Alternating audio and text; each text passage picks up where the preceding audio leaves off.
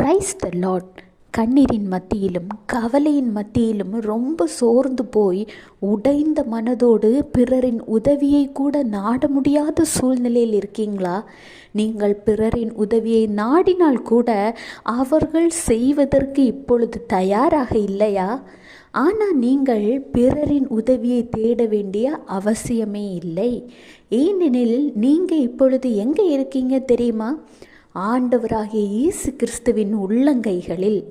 ஆமாங்க, அவர் உங்களை தன் உள்ளங்கைகளில் வரைந்து வைத்திருக்கிறாராம்.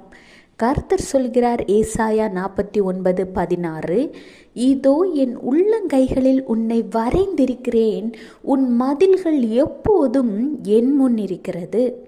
உதவி செய்ய யாரும் இல்லை, கஷ்டத்தில் ஏன் என்று கேட்க கூட யாரும் இல்லைன்னு கவலைப்படாதீங்க.